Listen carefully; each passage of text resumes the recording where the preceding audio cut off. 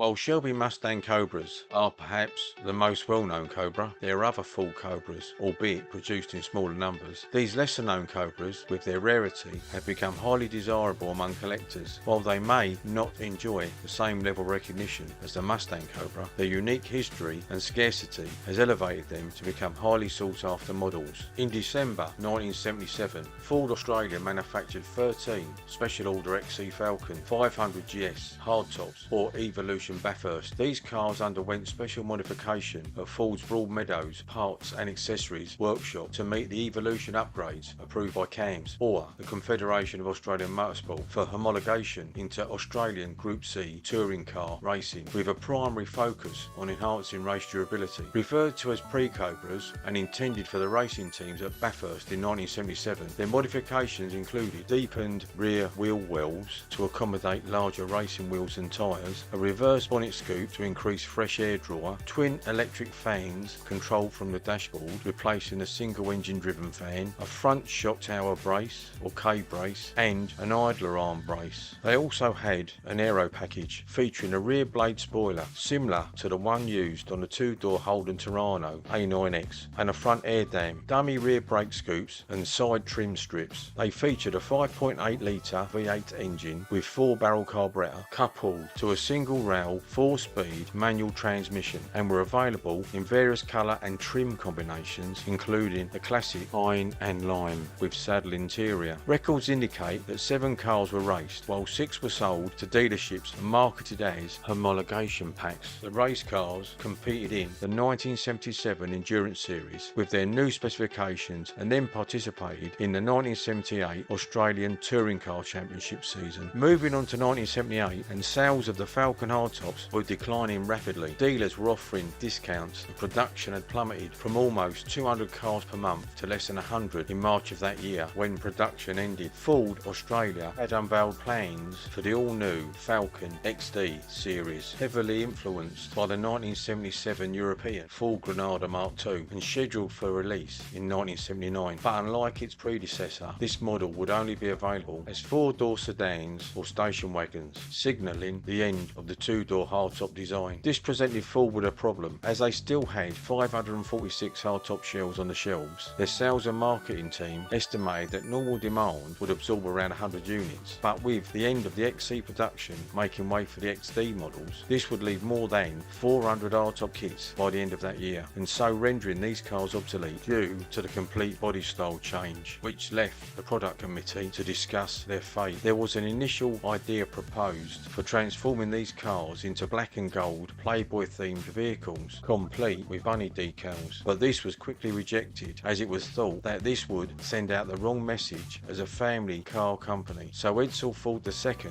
was approached for an alternative solution. Edsel Ford II, then Deputy Managing Director of Ford and Managing Director of Ford Australia, proposed capitalising on Moffat and Bond's 1977 Bathurst 1-2 success, and with the assistance of a local design team, they decided to create a road car with a Shelby Mustang look that also could be homologated for touring car racing. Thus, the Falcon XC Cobra was born, featuring an all-white design with blue stripes, special interiors, alloy wheels and Cobra emblems. All Falcon XC Cobras were based on the Falcon GS Rally Pack, and to further enhance their exclusivity, they had a certified limited production run of only 400 cars. Although some committee members were hesitant about this totally American image, one executive joked, "His name is on the front of the building, so perhaps we should go along with it." The first prototype Falcon Cobra was built in late April 1978, and production began in July of that year, with Ford's coding for the July 1978 build date being UM. The Cobras were painted bold blue and snow white with Olympic blue racing stripes separating the blue and the white. Cobra emblems reminiscent of Carroll Shelby's 1960 Mustangs were placed on each front fender, plus a Cobra decal was added to the deck lid, replacing the Falcon 500 badge. However, contrary to popular belief, the body shells didn't start as all white, but were initially spray painted entirely in bold blue. Then the specific areas intended for blue stripes and seals were carefully masked off, and snow white was applied over the top. Finally, where the bold blue and snow white met, Olympic blue racing stripes were placed. The Cobra sported a distinctive hood with dual snorkels and was equipped with a colour-keyed vacuum-formed plastic front spoiler featuring air scoops for its disc brakes, along with a fiberglass rear blade spoiler. The bodyside mouldings and quarter panel air scoops were deleted, and for visibility it featured a tinted banded laminated windscreen and a tinted rear window. Each car was given its own individual serial number and fitted with a sequential numbered plaque from 1 to 400 on the glove box.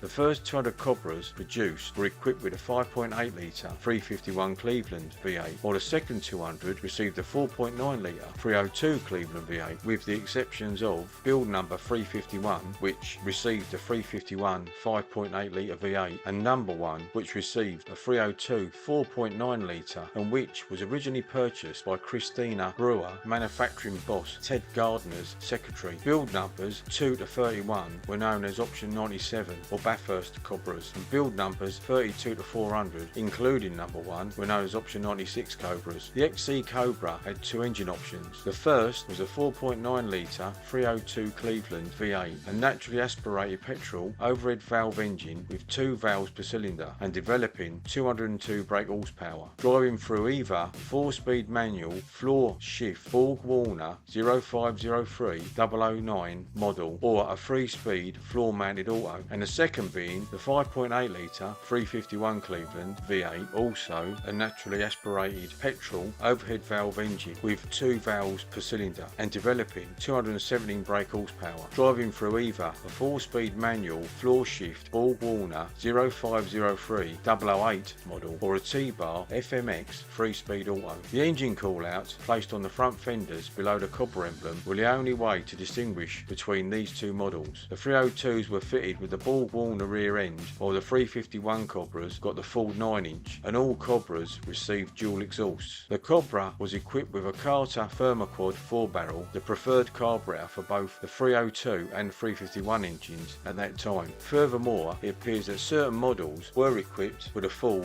Motorcraft 4-barrel carburetor. Standard equipment included 11.25-inch 4-wheel power-assisted disc brakes, a limited slip differential, and 15-inch Bathurst Globe wheels shod with ER70 H15 textile radial tyres. Their interiors were all black with Cobra-specific black and 2-tone blue woolen cloth trimmed seats, striped to match the exterior paint scheme. The cars, numbered 2 to 31, known as Option 97s or Bathurst Cobras, were modified with components to meet racing homologation requirements. Remember the modifications that featured in the 1977 Falcon XC Hardtop 3 Cobras? Well, these served as a foundation for the specification of the 30 specific Option 97 Cobras, including heavy-duty radiator with twin fans, switchable from the dash, a gearbox oil cooler, suspension bracing and front spring tower reinforcement, a long-range fuel tank and reworked rear wheel body housing to accommodate larger racing wheels. However, there were some other minor differences which included additional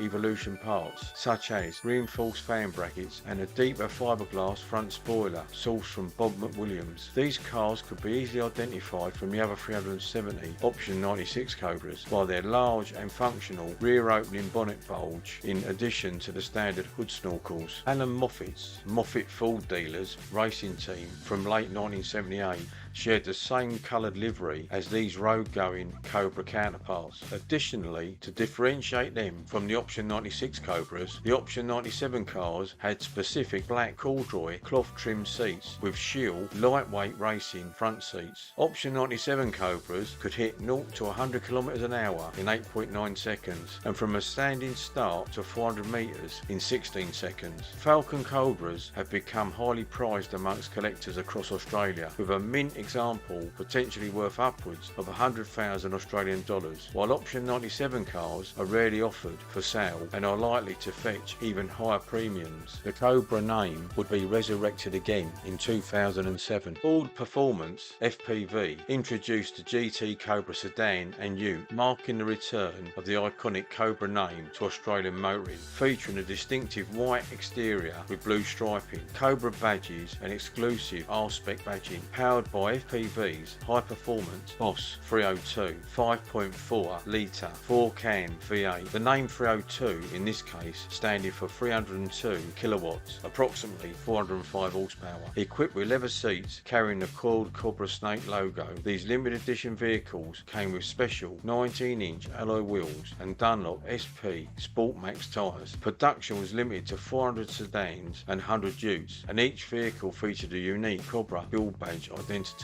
There are also a number of other Falcons that were associated with the XC Cobra. The Alan Moffat Special, based on the Falcon 500 sedan, released in 1977 and was produced in a limited run of 500 vehicles. The appearance of the Alan Moffat Special included a distinctive hood, body side, rocker panel, and received XB GT style blackouts, plus a sticker on the front doors consisting of Alan Moffat's signature and the Australian flag, as well as other options such as the GS Rally Pack. Standard features included 4.9 litre V8 engine with either a 4-speed manual or T-bar automatic transmission, limited slip differential, sports handling suspension and dual exhausts, running on styled steel road wheels with FR70 steel belted radial tyres and 4-wheel disc brakes. Exterior colours were limited to red flame, pine and lime and snow white, all with GT style blackouts, with Ford only allocating 2 Falcon XC Cobras to each of their premium dealerships. Many Ford dealers had more orders than actual cars to sell. The solution came from Bibb Stillwell, who created a Cobra lookalike from a Falcon XC 500 sedan. Bibb Stillwell Cobra is a unique and interesting piece of Ford's history in Australia. It was created by B.S. Stillwell Ford in Badindi, South Australia. The name BSS on the badge stands for either Bibb Stillwell Special or Bremer Sellers Stillwell, Bibb's full name. The car was a dealership version of the XC Cobra, which featured all the classic Cobra styling cues: white paint with twin blue Shelby stripes and black trim, deep front spoiler, rear wing Bathurst Globes 15x7 with 225/60 R15 tyres and option 97 hood bulge. However, the hood bulge used on the Bibb Stillwell Cobra was a different style to the one used on the option 97 Cobras. It was available with a 4.9